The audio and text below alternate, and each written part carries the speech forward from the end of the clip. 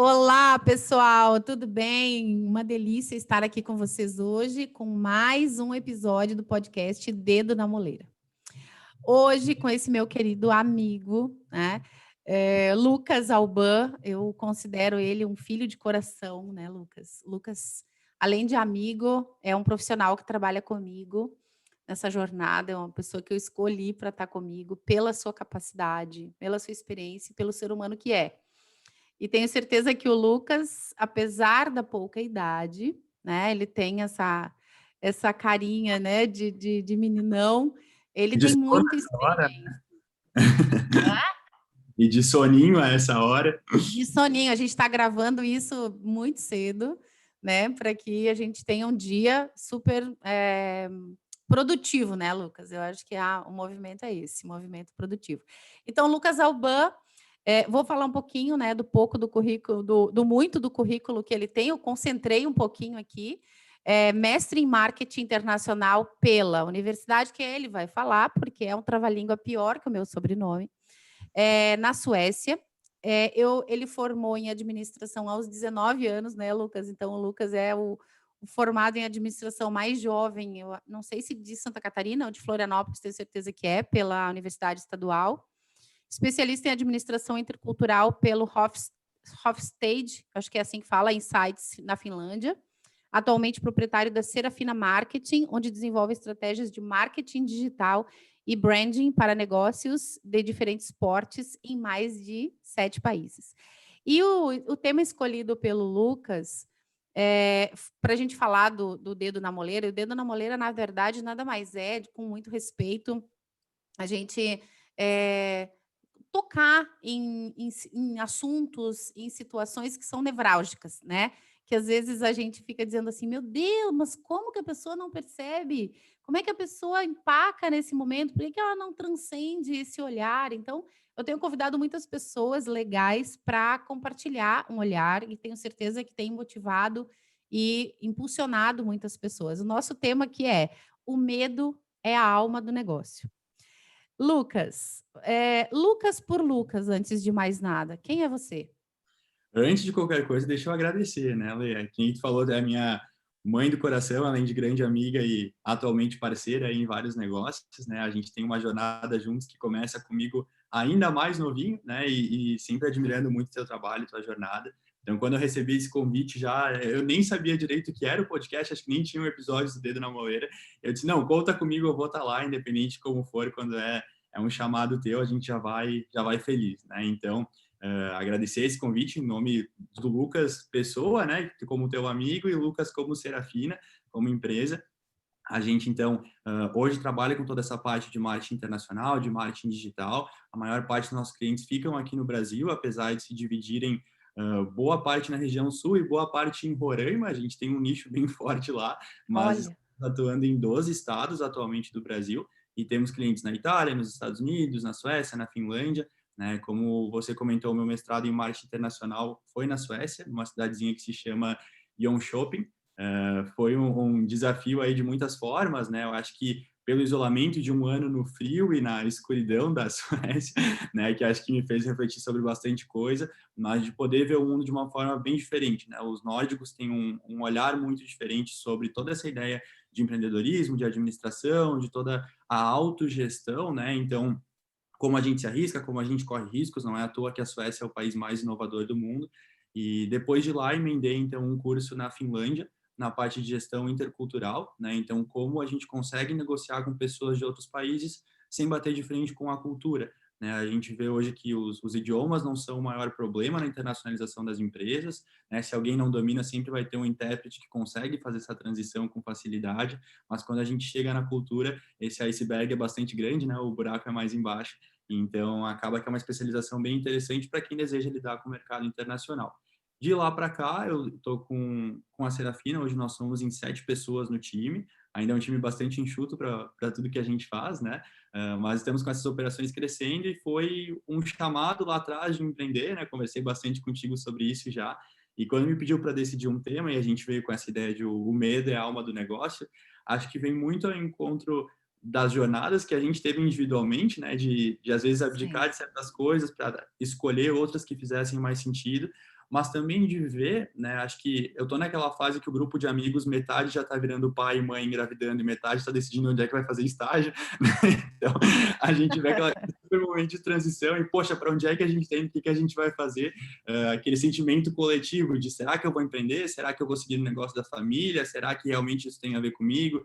E muitas dessas conversas, seja amigo que liga chorando e não sabe o que fazer, ou conversa de bar, quando a gente está jogando conversa fora, né?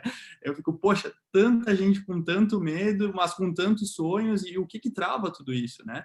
Então, quando vem a Lógico. conversa, que tema que a gente vai escolher, sim, já sei para onde que a gente pode apontar esse podcast, né? Esse episódio. Maravilhoso, maravilhoso. Em relação ao medo, né? Nós estamos num país, Lucas, já que você trabalha com essa diversidade cultural, né, na área do conhecimento e do empreendedorismo, nós moramos num país, que é o Brasil, que é um país de pessoas empreendedoras, né, natas. Eu digo que o brasileiro é o povo que que consegue melhor se reinventar, né? Talvez agora nessa crise que nós passamos aqui do coronavírus, talvez seja o país onde as pessoas mais se reinventaram profissionalmente, né? Em relação a um país que é empreendedor de forma nata, e a gente ainda vê, como você falou, pessoas com medo de empreender. Da onde você acha que vem esse medo? É de carência ou de falta de proteção? Ao que você imputa o medo de empreender? Vamos lá, eu até, antes da gente começar, eu estava realmente refletindo sobre isso, né? Porque medo é uma palavra muito genérica, né? Eu falo que quando a gente coloca nome nos sentimentos, a gente sempre acaba botando numa panela muita coisa, né? Então eu conversei com alguns desses amigos que, aspas, me incomodaram aí, né, nos bate-papos e perguntei, cara, que medo que é, né? Bota nome, é medo do que exatamente? E veio muita coisa diferente, sabe, Lê? Então eu acho que a gente não pode generalizar como só temos um medo, falando de país, né, que nos leva a não empreender. Eu acho que existe um medo muito forte de errar, né? Um medo de certa forma, não se superar, né? Não ser aceito por aquilo que a gente está fazendo, e daí a gente coloca várias facetas para esse medo, né? Uma delas é o perfeccionismo, tem muita gente que diz, não, se não for perfeito eu não vou fazer, né? E daí, não, até ficar perfeito eu não vou começar, ou, não tenho planejamento suficiente, sendo que esse ano mostra para a gente que o planejamento não é tudo aquilo também para o negócio dar certo, né? A gente depende de outras circunstâncias externas, então eu vejo que tem várias facetas desse medo, mas o principal é a gente começar sem ter certeza do propósito que está envolvido nisso, né? Eu acho que não só no olhar da psicogenealogia evolutiva, que eu estou tendo a chance de cada vez mais entender, me aprofundar, né, nesse universo, quanto mais a gente cava, mais parece que tem na mas assim, dessa questão do propósito, quanto do mundo dos negócios, né? A gente vê que assim, quem conseguiu se reinventar na pandemia, quem conseguiu, não, vou mudar de jogo, eu vou para frente, entendeu que tinha um propósito, mesmo que às vezes fosse um propósito, aspas, não tão nobre, né? Que fosse o dinheiro, ou que fosse só realmente essa questão, mas tinha um porquê. E para mim, quando esse medo vem, quando essa trava acontece, é por a gente não ter certeza do porquê vai fazer o que vai fazer, né? Porque quando a gente aceita o propósito, quando a gente entende um pouco mais o que está lá dentro, o que que isso vai levar, o que que isso executa de fato, vem o medo, mas a gente vai com medo mesmo. Não é que ele deixa de existir, mas ele vira um companheiro de viagem, né? Exato, exato. E eu até tinha separado uma pergunta, elaborei algumas perguntas, mas como matriz, né? A ideia aqui é a gente bater um papo. Uma das perguntas é: existe entrega máxima sem o estado de alegria plena? Aí fica complicado, né? Acho que porque o empreendedorismo, né, assim, por mais que tenha toda essa glamorização e vários livros com capas lindas ou falando palavrão no meio para parecer algo mais divertido, né, é uma jornada difícil, né? Ninguém fala que empreender, não, é sempre alegria, né? O pessoal fala, não, é liberdade, tá onde tu quer, mais ou menos, né? Eu vi aquela frase de, trabalhe com o que você ama e você nunca vai trabalhar. Para mim, é trabalho com o que você ama, você vai trabalhar o tempo inteiro, né? Porque todas as conversas levam para aquilo que a gente gosta, os amigos vão perguntar sobre o que a gente Sim. faz, a gente fala por prazer, e quando a gente vê, não é que a gente trabalha menos ou trabalha diferente, a gente trabalha muito, e é uma jornada bastante solitária, né, de muito autoconhecimento, de às vezes se questionar se realmente é o caminho, de entender que às vezes a visão que tu está tendo sobre o negócio vai ser diferente de todo o resto, né? Então, até eu devolvo a pergunta para ti, tu que fez tantas transições de carreira aí nesse processo também, né, e mudou o foco da jornada tantas vezes, acho que com muitas pessoas em volta questionando, né, poxa, mas e agora disso para isso? Até Sim. revi o teu TED essa semana, né, eu vejo que tu fala muito dessas transições. Tem como ser uma entrega máxima, assim, se Não, para mim não. Eu entendo que ou é 100%, pelo menos sempre fui muito intensa, né, pelo meu é, perfil, sagitariana, né, tenho 7 pontos em fogo, então a intensidade, fala, né, da minha personalidade. Então, eu acredito que para você dar certo, você tem que empenhar uma energia de corpo, né, de trabalho árduo, como você falou, e o trabalho ele tem um outro significado quando você, tá em ressonância com o que tua alma fala, né, e aí, quando a tua alma fala, a tua mente constrói o pensamento racional, né, porque a profissão, o medo de empreender, ele, na ótica da psicogenealogia, ele poderá vir das histórias transgeracionais, né. Aí cabe a gente, a escolhas.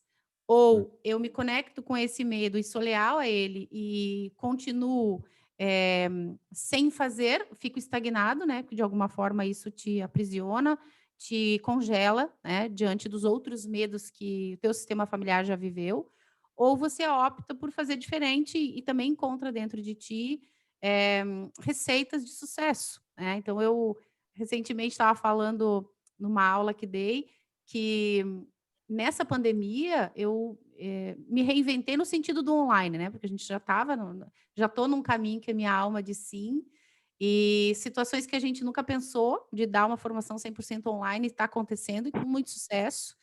E eu acredito que essa força eu tirei dos meus antepassados, que em algum momento saíram de um país com guerra e de perseguição pela concepção religiosa e tiveram a coragem de começar do zero, né, coragem de começar diante de um momento em que tiraram tudo deles, né, perseguiram pela vida, pela concepção religiosa e tudo mais. Então a gente pode escolher paralisar diante do medo, que eles também sentiram, ou a gente se conectar com as forças que a gente tem do sistema familiar, que no meu caso aqui é a coragem de recomeçar, é bastante, presente na história do meu clã, né. Então eu acredito na entrega 100%. Eu não consigo, por exemplo, começar um negócio com 1% de desvio de foco, né, ou é 100% ou é nada. E eu acho que nas relações elas têm que acontecer da mesma forma. Né, esses dias eu até estava ouvindo uma pessoa dizendo assim: "Ah, imagine você dizer para o teu marido que você é 99% fiel". Acabou o casamento, né. Porque realmente não existe 99% fiel. Você é fiel, você não é. Você está grávida ou você não está, não existe o meio grávida, né. eu acho Então que eu acho que o segredo do sucesso é o foco 100%, né. 100% do teu foco e 100% da tua dimensão. Então eu acredito sim que a alegria, o estado de espírito e o alinhamento com o teu propósito, eles são o respaldo do sucesso. eu acho que se alinhando 100% com esse propósito, né, mesmo que o 100% mude de tamanho, né, ao longo do tempo, conforme a gente entende esse propósito, já é o suficiente para canalizar uma energia que seja tão forte para combater o medo, né, que nem foi mencionado por Tila, e a gente é um país de imigrantes, né, no meu caso também com a imigração italiana, fui sempre criado com toda essa questão de nossa família já passou fome, nossa família já passou por isso, por aquilo, mas é entender que esse medo ele pode ser um medo que paralisa, que nem tu disse, de se todo mundo teve problemas, melhor eu não correr nenhum risco, né? Mas ao mesmo tempo, acho que esse ano mostra que não existe essa opção, né? Existem as ilusões de que não estamos correndo riscos, mas ou usar esse medo realmente como um pensamento poderoso, né? Usar esse medo de se todo mundo teve medo de passar por isso e conseguiu recomeçar, eu posso canalizar essa força para mim, né? Eu posso buscar isso que tá. A gente brinca, né? Ah, vender tá no sangue. Ah, olha como o árabe vende. Olha como o sueco inova, porque isso aí já tá no sangue, já tá no sangue. E daí a gente esquece que a gente também carrega sangue, né? A gente esquece que a gente também tem tudo isso. E acho que quem já está se aprofundando nesse olhar da psicogenealogia já entende melhor isso. Né? Mas quando eu enviar esse podcast para vários amigos que ainda nunca ouviram falar, não, eles fazem que nem eu fazia há alguns anos, né? Que fica psicogenea. É, Lembrar trava-língua. sílabas, né? A pessoa vai ficar, poxa, é verdade, eu não me dou conta do sangue que eu carrego e a força que tem dentro disso, né? Porque se corre nas veias, se tá na nossa alma, se tá toda essa carga, o que que isso significa, né? Porque muita gente fala assim, começar um negócio é pegar uma página em branco. Eu acho que não, sabe? Eu acho que é virar uma página que já estava toda escrita, usar ela como base para poder escrever do outro lado, né? Então não é essa questão de, vou começar sozinho, vou começar com as minhas ideias do meu jeito. Não, a gente está levando um monte de coisa com a gente. Então, o que que a gente extrai disso, né? E acho que todo o medo que vem dessa questão é porque é enfrentar muita coisa, mas não no sentido de, vou enfrentar julgamentos dos outros, ou enfrentar riscos dos outros. É uma questão interna muito forte, né? Porque é o momento que para, e é o Lucas e o Lucas, a Letícia, quem está ouvindo e quem está ouvindo, pega papel e caneta, e aí, né? O que está dentro de mim nesse momento? O que que realmente eu tenho que olhar? Onde que falta habilidade? O que que eu já sei fazer? O que que eu vou fingir que eu sei fazer por um tempo até dar certo, né? Então, Isso é sensacional. Isso que você falou é sensacional, porque às vezes a gente, né, para o nosso inconsciente, a gente que estuda a mente, o nosso inconsciente não entende o real, simbólico e imaginário. Então, se você está assistindo aí, você tem medo, primeira coisa, ressignifica para de falar eu tenho, né? Porque se você tem, você nunca mais vai. Ninguém quer perder nada ou que tirem de você algo. Então, se você tem, é teu o medo. Se você pensa que você não quer mais ter medo, pare de dizer eu tenho medo, primeiro momento. E, como disse o Lucas, comece a dizer, ou a copiar, ou a dizer algo que, ainda que não seja profundamente verdade, até que isso se torne verdade, até que isso reverbere dentro de ti. Então, é muito importante isso que você falou, porque o nosso inconsciente ele capta por repetição também, né? Então, para você dar uma aula, você estuda, né? Você aprende e você compartilha. Então, não existe uma melhor forma de estudar do que ensinar. Para ensinar, você precisa aprender. Então, é por aí, é realmente sair do congelamento e partir para o movimento, né? Lucas, fracasso, porque muitas pessoas têm medo, né? Da onde vem esse medo? Aquilo que você falou. Poderia vir do fracasso, do meu fracasso, poderia vir do fracasso dos meus pais, poderia vir do fracasso da minha história, o meu povo, o meu país, né? Tá numa deficiência, enfim. O fracasso, ele é um ponto de partida ou ele é um processo educativo? Como você vê isso nos bancos escolares aí com da certeza. universidade, da prática? O fracasso ele pode ser, né, um grande impulsionador de um primeiro passo.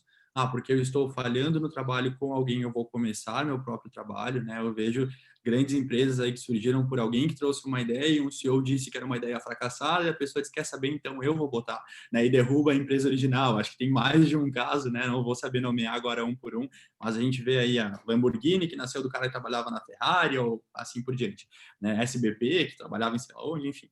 Mas se a gente for pegar esses casos onde o fracasso ele não assusta, né? Ele desperta, já é o ponto de partida. Porém, o que me preocupa muito é o quanto a gente tirou o fracasso da normalidade, né? O empreender, ele é justamente uma série de pequenos erros que vai somando para acertar, né? E eu estava até vendo um TED Talk essa semana de uma mulher que se chama Haversat, eu não tenho certeza da pronúncia, tá? Mas ela fala que 50% dos atletas americanos, e eles fizeram essa pesquisa com mais de 400 pessoas, prefeririam morrer em 5 anos se tivessem a certeza que iam ganhar uma medalha de ouro nas Olimpíadas, né? Então Olha, eles colocam a vida em jogo pela certeza de um acerto. E eu acho que é uma cobrança tão grande desde cedo que a sociedade nos dá em não poder errar da forma que for, né, que a gente vê o fracasso como quase morte, né? Se a gente está colocando a nossa vida em jogo, está podendo abrir mão, mesmo que no cenário hipotético da vida, para não errar, que tipo de vida a gente está construindo, né? Que tipo de acerto é esse que a gente tanto precisa para continuar tendo propósito, continuar tendo existência?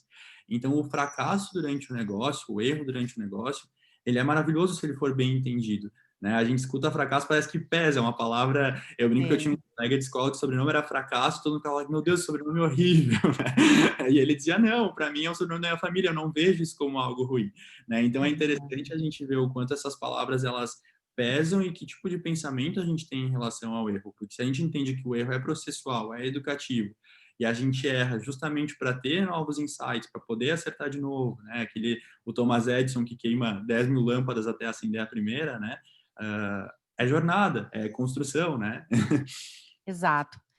Tem muitas pessoas que têm medo de compartilhar suas ideias, né, e de serem roubadas, de serem usurpadas. Isso acontece o tempo inteiro no mundo dos negócios, no mundo organizacional.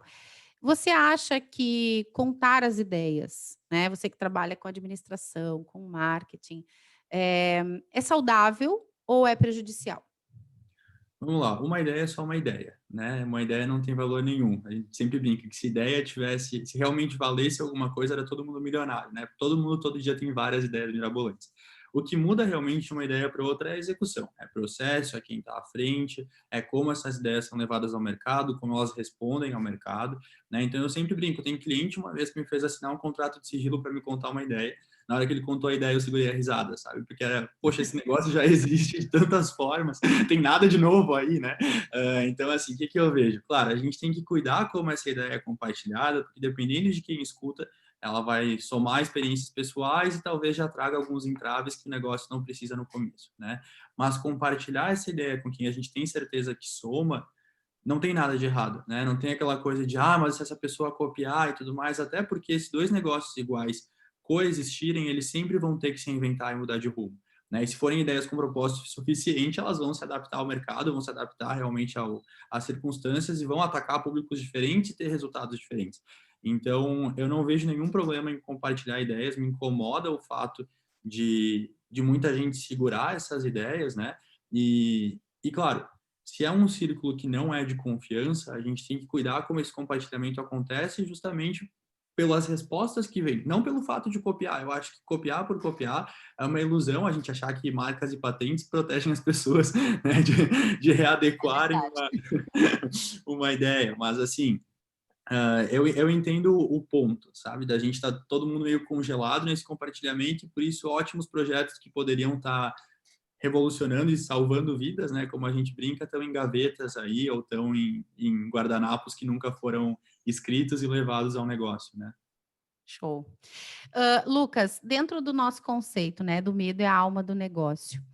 Tem um ditado que é bem interessante, né? Eu sempre ouvi falar nos meus bancos da própria faculdade, e depois na vida organizacional, né? O meu antigo sócio na área jurídica sempre dizia isso, né? Pior que ignorante é o falso sábio.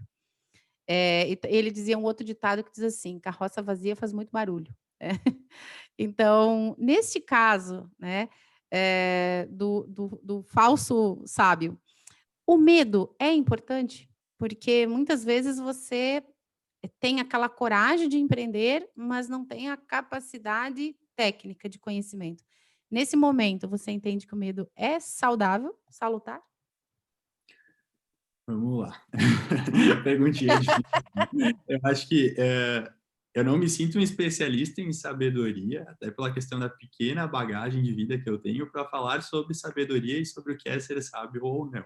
Né? Acho que é bastante complicado, mas assim, na minha visão, como alguém que está começando a jornada de empreendedor, né? Por mais que eu esteja aí há 7 anos empreendendo, para mim isso é sempre o começo, né? Estou só começando. Mas o que eu vejo? Tem muita gente que faz barulho, né? Muita gente que eu tenho 20 anos e eu já fiz um aplicativo multimilionário, tal, tal, tal. E quando a gente vai analisar de verdade essa história, né, não é bem assim. Ou realmente tem partes que estão ocultas, tem coisas que ficaram meio perdidas e a gente faz uma comparação de jornada que acaba não sendo positiva para ninguém, né? Tanto para essa pessoa que sabe que está ocultando uma verdade, quanto para a gente que está fazendo um processo e olha e parece que o nosso processo está errado porque compara ao de alguém. Eu não acho que tenha que ser um medo da outra parte que vai ser algo saudável. Né? Eu acho que não seria um medo, senão uma autoconsciência, entender que o fato da gente levar uma história que não é verdadeira, ou levar realmente algo que faz muito barulho, sendo que é só uma carroça vazia, né? Vai ter um impacto negativo na jornada de outras pessoas. Porque quando a gente entende que se a gente ama o que faz, e se a gente está feliz com o que faz, está realizado, a gente pode ajudar outras pessoas a também fazerem coisas positivas, né? A gente não tem por que ocultar uma história. Eu sempre trago diversos erros que a gente teve como negócio, diversos erros que a gente ainda tem como negócio. Reunião de time, eu sempre falo, se fosse para a gente estar se abraçando aqui, a gente podia estar num bar e não dentro da empresa, né? Então, quando a gente senta para falar, tem que falar de erro, tem que falar o que aconteceu, tem que explicar que receios que a gente tem quanto ao futuro, o que a gente pode fazer quanto a isso. Eu não acho que tem que ser um medo do futuro, né? Mas tem que ser um planejamento, tem que ser uma consciência do que não está tão legal, ou o que eu não devo levar para outras pessoas, para não ocasionar algo ruim, né? Se a ideia do empreendedorismo como um todo é ser algo positivo e ter um impacto positivo em quem está perto da gente, né? Seja para gerar riqueza e renda ou para realmente impactar de alguma outra forma a vida das pessoas, precisa desse meio termo, né? Do que eu estou realmente levando daqui para fora. Então, não sei se é medo a palavra, que nem a gente falou lá no começo, né? A gente tenta botar nome nos sentimentos, mas é um processo É, um pouco falho, né? bom, você falou, apesar da tua pouca idade, né? Você é jovem, é empreendedor, está no movimento com outros empreendedores, né? É, na verdade, quando eu te fiz essa pergunta, foi mais no sentido de muitas vezes as pessoas querem empreender, têm pouco conhecimento, né? E tem pouco conhecimento, mas tem coragem. Às vezes essa é uma solução importante, porque muitas pessoas com muito conhecimento e sem coragem não empreender. Teu microfone tá Então, ecoando. melhorou? Melhorou. Tá. Então, a pergunta é, para o jovem empreendedor, vamos supor que esteja numa família onde eu tenho um pai que é empresário. Isso acontece, né? Meu pai era empresário, meu pai é empresário. E tem algumas pessoas no nosso sistema familiar que são empresários. E, de repente, você quer ter uma história diferente, né? Com sucesso ou com experiências, mas você quer ter experiências pessoais, individuais, né? Como associar, como jovem, né? Eu te faço uma pergunta porque tem um filho quase que da tua idade, você sabe, que tenha humildade o suficiente para entender, pedir conselho para um pai que é empresário e, ao mesmo tempo, associar o seu conhecimento técnico, porque eu te confesso que já vi ruir empresas grandes com um pai que tocava uma empresa que tinha apenas uma quarta série primária, de um filho que tinha mestrado em administração e achava que sabia mais do que o pai, por causa da prepotência e da arrogância. Então, claro, né, tem a questão do conhecimento, que você tem muito, e eu te conheço como pessoa, conheço a tua família, sei como é a relação familiar de vocês, mas quero que você dê uma dica para os jovens, porque muitas vezes você entra no desequilíbrio por conta dessa inversão da ordem, né? A questão aqui é, tem alguns conselhos que quem tem um pouco mais de vida, né, e de experiência, que, como você disse, eu tenho pouca experiência de vida para falar sobre sabedoria, e sabedoria é o sabor da vida, são os sabores amargos e doces que a gente vai experimentando ao longo do caminho, que o jovem precisa ter essa humildade de acolher dos mais velhos ou do pai, ainda que muitas vezes entre em confronto com as próprias teorias é, que você aprende nos bancos escolares, né? Como lidar com isso e ser algo de sucesso, e ser um ingrediente de sucesso? A gente fez uma viagem, né, Lei, tu sabe disso, pela América Latina entrevistando idosos. E quando a gente parava para ver essas histórias de vida, a minha família e eu, a gente sempre se deparava com um cenário muito parecido, de pessoas que tinham vivido histórias, talvez não de sucesso financeiro ou de sucesso escolar, não eram doutores que a gente conversava, geralmente era um agricultor que estava na beira da estrada e parava para conversar com a gente, né? Mas o que a gente via? Que todos eles tinham uma essência muito forte, tinham ensinamentos muito fortes, né? Sabiam olhar para o que era importante da vida e dar conselhos que com certeza não se aprende em doutorado, né? Então eu acho que, primeiro de tudo, a gente tem que entender os diferentes tipos de inteligência e entender que nem tudo é só inteligência, né? Que muito mais conhecimento tem esse lado da sabedoria e um exercício que eu sempre faço e acho que foi o meu avô que há algum tempo atrás nos ensinou a fazer isso, que hoje eu faço com os meus irmãos, né? Quando a gente fica, uma pessoa que tem 5 anos a mais que eu, o que deve ser de tão diferente? Eu falo, compara os teus 15 anos com os teus 16, os teus 16 com os 17, né? Eu olho para o Lucas lá de trás e vejo, caramba, o quanto as coisas são diferentes, né? O quanto eu vejo tudo diferente. A gente vai adquirindo responsabilidade, vai mudando.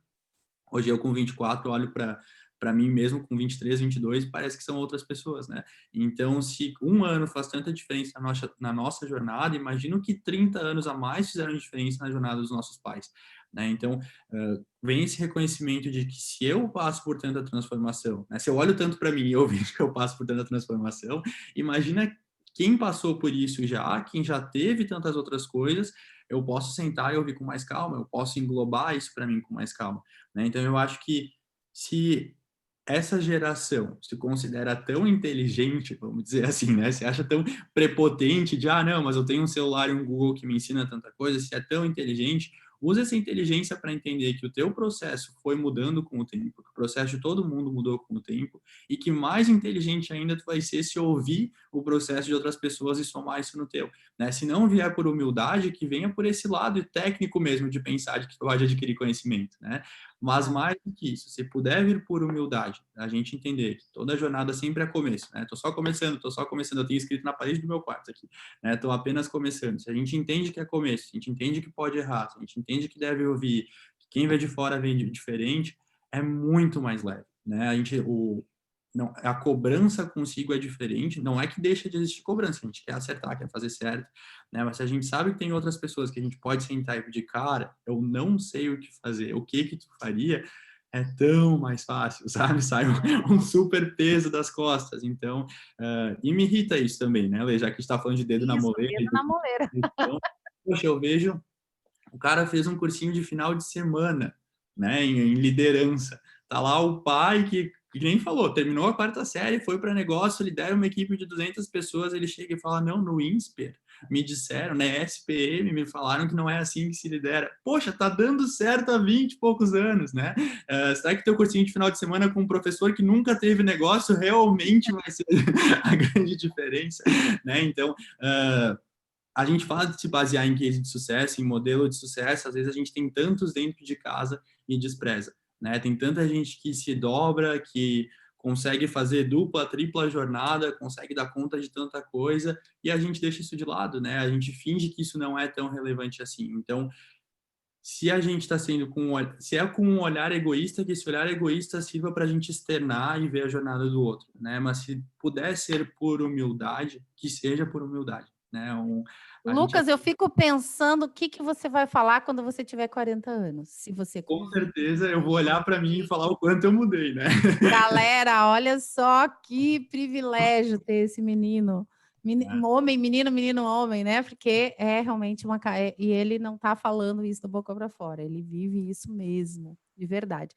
Eu digo que eu não traria pessoas para trabalhar comigo que não tivessem as mesmas verdades, né? Não que a gente precisa ser igual, acho que não, as diferenças complementam, mas que a essência tem que caminhar na mesma energia, né? Bem legal, fico muito feliz de te ouvir.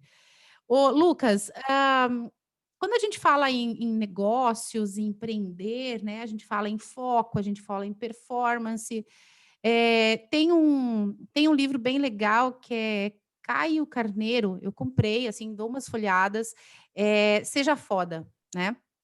Eu gosto muito porque eu sempre brincava com os meus filhos, né? Eu dizia assim, gente, conhecimento intelectual, né? Muitos têm, é acessível a todos, principalmente hoje, que o conhecimento ele está na rede, né? Só não acessa quem não quer mesmo, porque você tem muita informação de valor, de forma gratuita, e eu acredito realmente que o coeficiente emocional ele é o fator de propulsão, ele é um fator de diferencial assim no mercado, onde você vai encontrar. Eu mesma, na minha caminhada como advogada, como sócia de um grande escritório, eu recebia quase toda semana um currículo de um doutorado. E puxando o gancho daquilo que você disse, né? Muitas vezes a pessoa tem muitos doutorados, é PhD em muitos assuntos, mas nunca botou o pé na estrada, no sentido de empreender ou de começar de baixo, né? E realmente essa parte do conhecimento emocional, de saber como administrar os conflitos, as intempéries, as turbulências, né? Faz toda a diferença. E também, hoje, estudando a mente, eu acredito que essa higienização mental, entender quem você é, o que você veio fazer, é muito importante na hora de empreender, né? Para que você tenha a profundidade das tuas raízes, né, para você saber realmente quem você é, e ao mesmo tempo a flexibilidade de um bambu, porque eu acho que o bambu ele traz muitas lições para gente, né? Ele tem profundidade e ele é flexível, que na área dos negócios, se você for rígido, a chance num temporal, né, de uma árvore rígida quebrar é grande, enquanto que o bambu ele se verga e não dobra, não quebra. Então, dentro desse nível de performance foda né, que o próprio Caio usa, qual é a dica para uma performance foda na área de empreender? O que você partilha aí em termos de sugestão, experiência, sugestão de conhecimento na área do marketing? Até depois eu quero conversar um pouquinho com você sobre marketing, mas dá uma dica aí para a galera que quer empreender. Tem uma atividade que a gente sempre faz nos cursos de marketing digital da Serafina, né? Tem um curso nosso que se chama Estratégia Digital, que é um curso bem express, assim, que é quero tirar a ideia do papel e levar para o digital de uma vez. E numa das primeiras aulas, assim, a gente faz uma atividade que eu brinco que é quase de autoconhecimento, né? Mas a gente finge que está falando do negócio quando na verdade está falando do empreendedor. E aí vem um momento que a gente pergunta o que realmente faz o teu negócio único, né? E 90% dos alunos travam. Fala assim, Lucas, será que é a minha pós-graduação em tal coisa? Eu falo, quantas pessoas tinham nessa turma, né? Ou será que é eu ter nascido em tal lugar? Eu falo, qual que é a população da tua cidade, né? Porque a gente, quando vem com essa ideia de unicidade no mercado, a gente esquece, né? Mas tem muita gente com todos os atributos que a gente tem. Se pegar a turma que se formou em Jönköping, por mais que seja no interior da Suécia, tem uns 6, 7 brasileiros que se formaram lá só no ano que eu estava. Por mais que seja interior da Suécia, né? Brasileiro é uma praga, a gente se espalha. Assim, o que eu vejo, né? Quando a gente fala de performance foda, quando a gente fala de ser alguém realmente muito bom no que faz, ou que tem muito sucesso, seja de realização, sucesso financeiro, sucesso que for, né? No que está executando, tem que entender o que é isso, o que é o único na gente, né? Qual que é a unicidade que a gente carrega. E aí é muito difícil de encontrar isso, e eu sempre falo para a pessoa, a única coisa que tu tem de única nesse momento é tu mesmo, né? É a tua identidade, é a tua história, é o que tu está levando contigo, porque todo o resto, mesmo quem não tem, pode entrar em contato com o professor que tu teve, pode fazer o mesmo estágio que tu teve, pode ir nos mesmos lugares e formar uma história muito parecida, né? Mas não quer dizer que ela vai ser igual, porque tem ingredientes aí que são teus, e só isso vai ser único. Todo o resto é parecido. Então, tem um monte de gente que pode falar de marketing digital, que pode falar de mercado internacional, com certeza com formações provavelmente muito melhores que as minhas, né, com, de repente, mais experiência em outras empresas, com outras atuações no mercado, mas o que eu vejo que hoje está levando a Serafina a um crescimento aí de 200% por mês? Né? A gente entende que o que vai fazer a gente único é justamente a forma que a gente vai atender, a forma que a gente vai sentar com essa pessoa e descobrir como essa ideia vai para o mercado, o que ela já tem feito, falar para ela de uma forma que não seja pressão, né? Tipo, não, tem que investir em marketing, mas vamos fazer mesmo que seja pouquinho, mas com recorrência, com consistência, que é a nossa forma de ver marketing, a minha forma de ver o mercado, né? A minha forma de ver crescimento de negócio, que é muito diferente de outras pessoas que passaram pelo mesmo processo. Então, meu conselho de quem quer ter uma performance diferente, seja do negócio, de si como profissional, mesmo que esse empreender, por enquanto, seja dentro do negócio de outra pessoa, né? Que parece brincadeira, mas todo mundo está empreendendo de certa forma. O que realmente eu tenho de único? O que eu carrego nessa minha jornada? E daí a gente pode estender na nossa jornada como, né, clã, mas que vai me diferenciar. Porque se a gente for colocar diploma em cima da mesa e currículo, né, a gente abriu uma vaga ontem, eu recebi 60 currículos de ontem para hoje. Se eu abrir e Eu botar vi.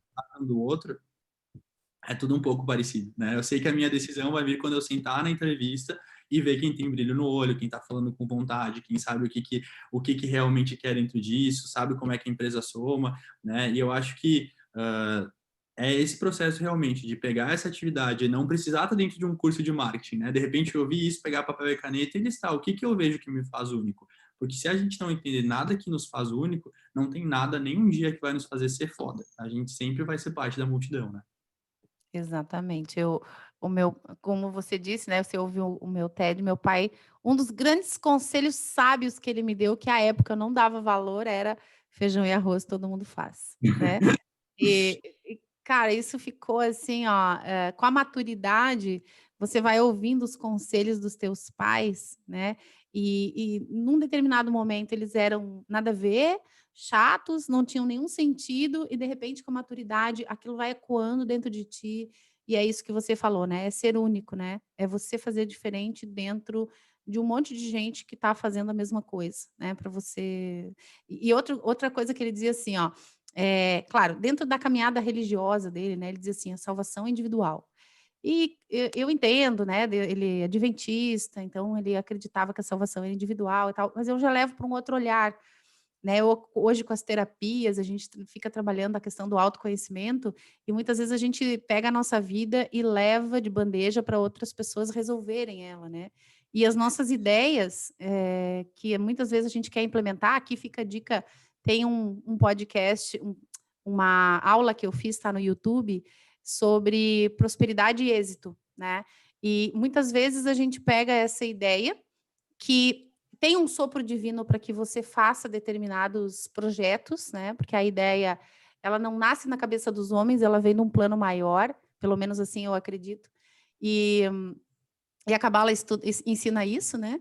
E a gente acaba perdendo esse timing, levando para uma outra pessoa que nos desencoraja, né? Que não tem nada a ver com aquela pessoa, e você delega a tua vida, delega os teus, entrega os teus sonhos, entrega os teus projetos, não no sentido da partilha do conhecimento que a gente já falou aqui, que é importante, é inteligente a gente saber dos riscos de um negócio, né? A gente tem que ter essa precaução na hora de investir, os riscos legais, ambientais, o que eu preciso de investimento, quais são os impostos que estão atrelados.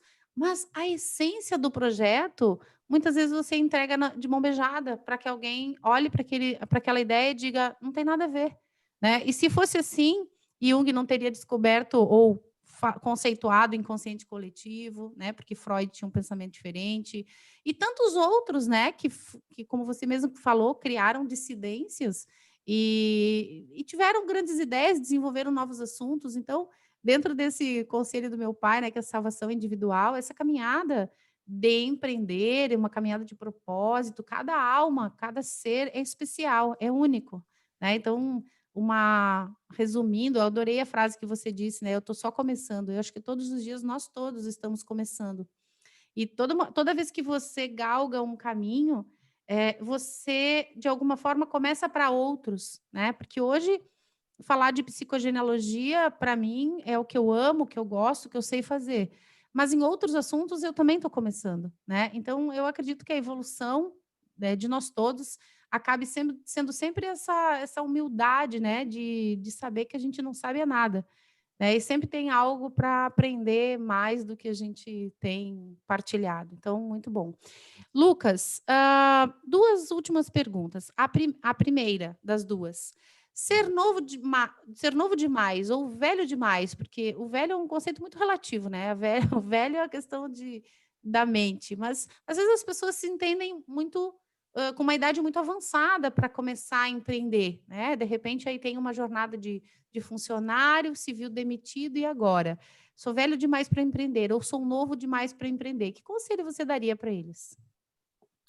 Eu acho que não precisa de física quântica para nos falar que tempo é relativo, né? A gente sabe que eu falo que o pessoal fala que tem pouco tempo, faz 1 minuto de prancha, sabe aquela posição para treinar o abdômen, e me diz quanto tempo 1 minuto leva depois disso, né? Então eu acho que com toda essa questão de hipervelocidade do mundo, né, de super informações acontecendo a qualquer momento, a gente pode fazer com que um dia nosso seja equivalente a 1 ano de experiência. Experiência não, de conhecimento, né? Ao mesmo tempo, a gente pode fazer o contrário, a gente pode levar uma jornada de 40 anos que, na verdade, não somou nem 15 de outras pessoas. Mas o que isso significa? Que enquanto a gente está vivo e sente que tem um propósito, dá tempo. Né? Seja muito novo começar a enfrentar obstáculos que nem eu enfrentei, às vezes ter que botar aliança de mentira no dedo para fingir que era mais velho, né? Vou deixar a barba crescer, até agora eu passo maquininha, antes eu deixava ela maior para poder fingir que era mais velho e tal, para Eu não... usava óculos, Lucas. Eu me formei também com 23 anos, eu usava óculos para fazer de conta que era mais velho. Tem que encontrar algum artifício, né, para a gente driblar com esses obstáculos. Mas o maior obstáculo sempre vai ser interno, né? Esse julgamento de que é muito cedo ou muito tarde é muito interno. Então, alguns dos melhores negócios que eu conheço de empresários não foi o primeiro negócio que ele teve, né? Foi outra coisa que ele empreendeu depois. Eu vejo pelo teu caso também, Lê. Foi uma pessoa que não empreendeu adolescente, né? Para começar, claro que antes como advogada já era uma jornada de empreendedorismo, mas hoje todo esse estudo, né, do Instituto Lis veio posteriormente. E, poxa, se não tivesse feito, quantas pessoas teriam deixado de aprender sobre esse tema ou teriam deixado de ser impactadas positivamente por isso, né? Eu vejo o meu caso, eu provavelmente eu não ia saber nem pronunciar psicogenealogia, né? E eu já olho, já entendo um pouco mais e pesquiso um pouco mais porque é algo que eu gosto que realmente faz diferença para mim, né? Então, se existe realmente esse propósito, por que que tem que existir esse outro medo, né? Será que esse propósito não pode ser suficiente para suprir esse medo da idade também, suprir esse auto-julgamento também, né? Então, não vejo essa importância do tempo. Eu tenho vários clientes meus que são clientes 50 mais, 55 mais, que, olha, decidi tirar agora do papel, né? Nessa pandemia eu me dei conta que tem muito discurso que começa assim, né? Assim como tem cliente de 16, de 14 anos, né? A Mamá, minha clientona aí, A Maria é cliente do Lucas, gente, empreendendo aos 14. perfeitas imperfeições, né? Empreendendo, poxa, tão cedo, mas se a gente olhar o tamanho da alma, o tamanho do que ela está fazendo, né? Isso é atemporal. Então, se a gente acredita que tempo é relativo, a gente experiencia o tempo como algo completamente imutável, né? Um tempo, uma hora sendo feliz e uma hora chorando, né? O tempo que leva de diferença. Por que que a gente tem que olhar os anos da mesma forma? E esses dias a Gabi, minha irmã, né, que conhece bem, falou a seguinte frase para mim, ela disse, imagina que loucura, se a gente não morasse na Terra, a gente ia contar os anos de forma diferente. E eu fiquei, é verdade, né? Porque os anos são voltas em torno do Sol da velocidade da Terra. Então é uma decisão Lógico, totalmente arbitrária nossa de que um ano tem essa lógico. duração, né? É, Então, tudo isso são conceitos nossos. Então, se é só nosso, a gente pode mudar também. A gente pode dizer que os 60 são os novos 50, ou pode dizer que os 14 são os novos 30, e como a gente quiser ver isso, porque é nosso, né? A gente decide como vai ver isso. Então, é é, lindo. Isso que você falou é lindo. A Gabriela também é outra pérola, né? Assim como o Mateus, os três irmãos fofos. E isso vale. A gente falou antes dos mais novos aprenderem com os mais velhos, e vale também para os mais velhos aprenderem com os mais novos, né? Porque o jovem, por si só, ele tem menos medo. Ele arrisca mais, ele tem um rompante. Basta ver que historicamente, né, quem é que foi à frente para discutir determinadas coisas, políticas, né? Na época do Collor, os jovens vão para a rua, né? Os jovens têm essa força, essa energia do movimento. E nós também, né? Talvez assim, com um pouco mais de idade, a gente olhar para os mais jovens e aprender com eles, como a Gabriela falou, o tempo é muito relativo, né? Ele está sendo visto sobre essa ótica porque eu estou aqui na Terra. Agora, se eu não estivesse na Terra, como seria isso, né? E eu acredito que a gente está vivendo uma nova era de despertar de consciência, onde todos aprendemos com todos. Muito legal isso. E, por fim, se você tiver depois alguma coisa para acrescentar, por favor. Vamos supor que eu esteja aqui ouvindo esse podcast, queira empreender, né? E a partir desse áudio diga, uau, agora me encorajei, agora vai. agora vai. Independente do valor que eu tenho para investir, não importa. Eu posso investir com pouco, começar com pouco, posso começar com muito, não importa. É sempre um valor que você tem para investir. O que você acha hoje, sendo um especialista na área do marketing digital, né? O que você orienta a pessoa a investir em termos de marketing digital? Não só de percentual de fatia, né? Como se fosse o meu dinheiro fosse uma pizza e um pedaço dessa pizza eu vou investir no marketing pessoal, no marketing digital. Qual é a importância do marketing digital? E muitas pessoas, né? Você está citando a Maria é uma, né? Que tem ela é uma super empreendedora no sentido do projeto, mas ela tem a vergonha de exposição, ela não gosta, né? Ela diz assim: eu quero que minha arte apareça, mas não eu mesma, ela não aparece na frente das câmeras. É o medo, não é de empreender, mas é o medo da exposição, né? E o marketing digital, de alguma forma, vai te chamar para isso, a uma exposição, direta ou indireta, né? Então, o que você poderia contribuir agora para as pessoas no sentido desse envolvimento no marketing digital e a importância que esse investimento tem numa época como hoje?